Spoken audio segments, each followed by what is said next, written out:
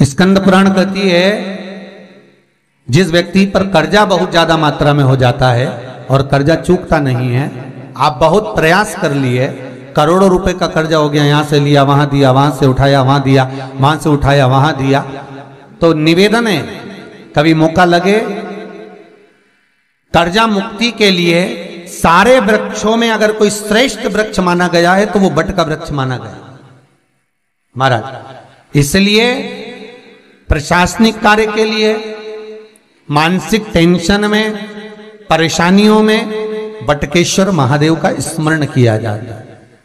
और यदि निवेदन करूंगा बहुत ज्यादा, यदि आपको कर्जा हो गया है, बहुत ज्यादा कर्जा हो गया और वो कर्जा चूक ही नहीं रहा, तो थोड़े दिन बड़ के पेड़ के नीचे आप बटकेश्वर महादेव के लिए 1 लोटा पानी, उसमें थोड़ा सा पिसा हुआ चावल पीस के गला लेना चावल को और पीस लेना, पीस के उस पानी में मिला लेना और मिलाकर उसमें थोड़ी सी हल्दी पिसी हुई डालकर बटकेश्वर महादेव के नाम से बड़ के पेड़ के नीचे अपनी कामना कर कर जो कर्जा हुआ है उस कर्जे का भान देते हुए, स्मरण देते हुए छोड़ दीजिए महाराज। 2 या 3 सोमवार एक ही जगह पर करना, 3 सोमवार बाद वहीं से बड़ के पेड़ की थोड़ी सी जड़ उठा लाना और उस जड़ को एक कोई धागे में बांधकर या तो अपनी गले में डाल लो या अपनी जेब में पटक लो, उसको थोड़े दिन पटक कर रखना, लगभग 2 से 3 महीना पटक कर रखो। वो जड़ जैसे बड़ का पेड़ विस्तार होता है, पानी गिरे ना गिरे, जल वृष्टि हो ना हो, गर्मी पड़े ना पड़े, उसको कोई फर्क नहीं पड़ता, बड़ का वृक्ष आप रूप फैलता जाता है, उसकी जड़ें अपने आप प्रबल होती है। उसी तरह ये बटकेश्वर महादेव कहीं से भी अगर जड़ आपके पास में रखी है 1 महीना, 2 महीना, 3 महीना तक, तो ये जड़ अपने आप लक्ष्मी को पकड़कर खींच कर लाती है और कर्जे से मुक्त कर दे। बटकेश्वर महादेव का स्मरण सुख का देना हो महाराज। ऐसा कोई कार्य नहीं जिसमें पशुपति व्रत लाख ना करे, बस दिल से अगर आपने पशुपति व्रत करा है, बाबा विश्वनाथ के 5 पशुपति व्रत होते हैं, किसी भी सोमवार से चालू कर सकते हैं। बस करना क्या है, सुबह पूजन की थाली लगाकर लेकर जाना है, शंकर भगवान के शिवलिंग की पूजन करना है, मंदिर में अभिषेक पूजन करो, वो थाली वापिस लेकर आ जाओ, घर में रख दो। उसी थाली में शाम के समय प्रदोष काल में सूर्य डूब रहा हो, उसके कुछ ही समय के बाद आप आनंद में 6 दिए घर से लेकर जाओ, थोड़ा सा मीठा बनाकर लेकर जाओ और 5 दिए शंकर जी के मंदिर में लगाओ। पूजन करने के बाद में मीठे के 3 हिस्से कर दो, 2 हिस्से बाबा के मंदिर में अलग अलग रखिए, एक ही प्लेट में 2 हिस्से नहीं रखना है, दोनों हिस्सों को अलग अलग कटोरी में, अलग अलग दोने में, अलग अलग प्लेट में बाबा को रख दो और एक हिस्सा, एक दिया लेकर आ जाइए। घर के दरवाजे में प्रवेश करते समय राइट भाग में एक दिया घी का लगा दीजिए जो लेकर आए हो मंदिर से, उसको जला के नहीं लाना है, वहीं पर जलाना। दरवाजे के पास आराम से बैठो, दिया जलाओ और प्रसाद लेकर अपनी कामना कर कर घर के अंदर सीधा पांव रखकर अंदर चले जाओ। सवेरे फरियाल करो, शाम को भोजन करो। जब भोजन करो उस समय पर जो मीठे का आपने भोग लगाया था भोलेनाथ जी को, जिसका एक हिस्सा लेकर आए हो, सबसे पहले भोजन में वो हिस्सा खा। प्रसाद का जो हिस्सा लेकर आए हो उसमें से किसी को वो हिस्से में से प्रसाद नहीं देना, चाहे घर में बच्चे हो चाहे बड़े हो। आपको ज्यादा प्रसाद ले जाना तो अलग से ले जाओ, पर उस हिस्से में से किसी को प्रसाद ना दे।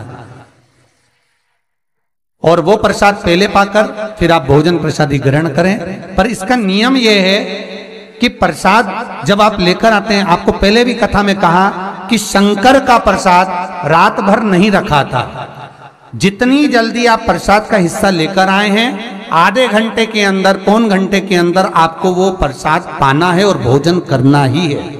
ये नहीं कि सब आएंगे, इंतजार कर रहे हो, 10 बज गई, 11 बज गई, प्रसाद आपका इंतजार कर रहा है। जो प्रसाद है वो आपकी प्रतीक्षा कर रहा, आपकी बाट जो रहा, आपका इंतजार कर रहा। ये नहीं होना चाहिए। महाराज कितना सुंदर कहा है शास्त्रों में, कि केवल एक देव अधिदेव महादेव एक ऐसे होते हैं जिनका प्रसाद रात भर नहीं रखा था। कहां से लिया है? प्रसाद लाकर ताजा रहता है जब तक आप पाते हैं, फिर वो फ्रिज में रख देते हैं। फ्रिज में रखा रखा किसी ने खाया नहीं खाया, जितने समय तक फ्रिज में प्रसाद रखा रहता है वो इंतजार करता है कि कोई मुझे प्रसाद भक्षण करे। प्रसाद का मतलब होता है प्रभु का साक्षात दर्शन। प्रसाद का मतलब ही यही है, प्रसाद, प्रभु का साक्षात दर्शन। वो रखा रखा जब ज्यादा समय हो जाता है तो घर में वो कष्ट प्रदान करने लगता है।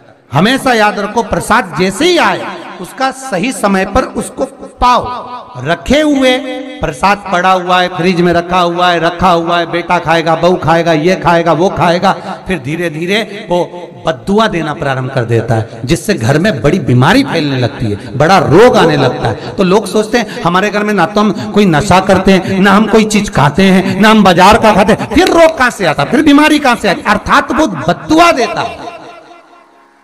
उसका प्रयोग करो, समय पर करो, समय पर पाओ। कई लोग कहते हैं महाराज जी हमारे ये बीमारी कहां से आ गई?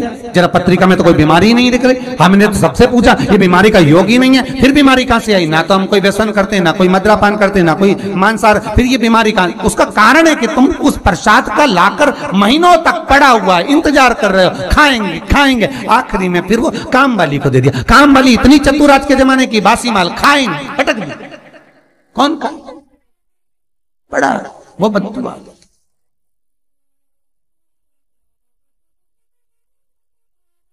जितना आपको पाना है, जितना आपको लेना है, उतना प्रयोग करो। ज्यादा रखकर बहुत दिनों तक पड़ा है, थोर रखी है, मोहन थाल रखा है, लड्डू रखा है, पेड़ा रखा है, कुछ सामान रखा, नहीं नहीं भाई, जितना बने उतना लाओ, नहीं तो किसी को तुरंत बांट दो, समापन करो। पर अपने यहां पर बहुत दिन तक रखकर उसका बाबा स्वयं, मेरा श्री जी बाबा, मेरे तिरुपति बाबा, मेरा गोवर्धन नाथ, मेरा भोलेनाथ, उस प्रसाद के रूप में तुम्हारे घर में कितने दिन इंतजार करे कि मैं तेरे भीतर प्रवेश करूं, पर तू कराए नहीं, पड़ा है, रखा रहने दो, मन नहीं करता।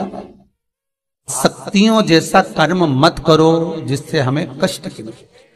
कई लोग कहते हैं हमने पशुपति व्रत करा, हमारा बहुत काम हुआ। कई लोग कहते हैं हमने करा पर हमको अभी तक उसका कारण है कि तुम बहुत देर तक प्रसाद को इंतजार करा रहे हो।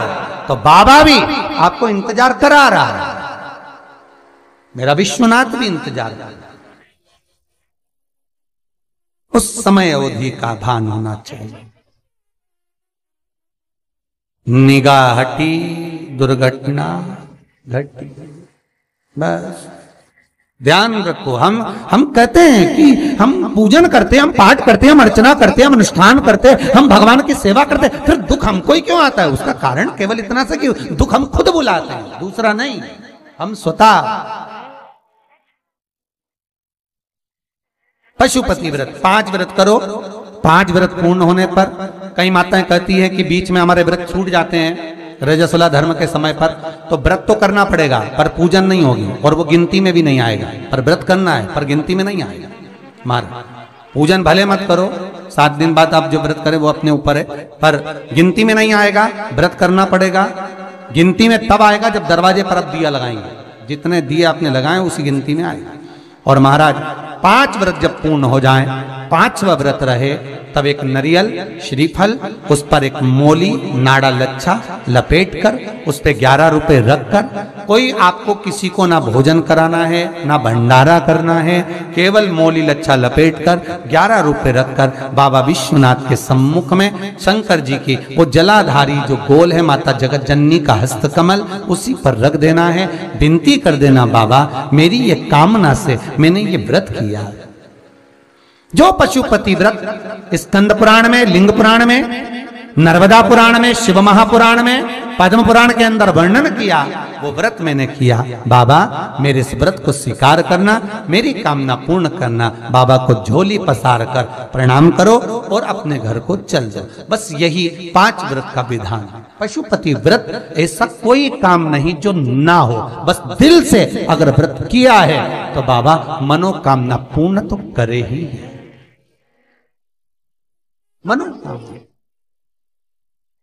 आप हमारे घर के चाहे घर की धर्मपत्नी हो, चाहे भांजे हो, कोई प्रॉब्लम होती है मुझसे कह देते पशुपति व्रत कर लो, हो जाए। बस पशुपति व्रत में आपका भाव शुद्ध होना चाहिए। निर्मल चित्त निर्मल मन सो मोहि पावा, मोहि छल छिद्र कपट ना भावा। निर्मलता के भाव में भगवान मिल सकता है। और फिर निवेदन करूंगा, एक लोटा पानी चढ़ाओ ना चढ़ाओ, पर बाबा से दिल से आप मिलो तो, एक बार दिल से उससे कहो तो। शिव शंकर का पशुपति व्रत केवल सांसारिक मनुष्य ही नहीं करता, ये पशुपति व्रत देवता भी करते, देवता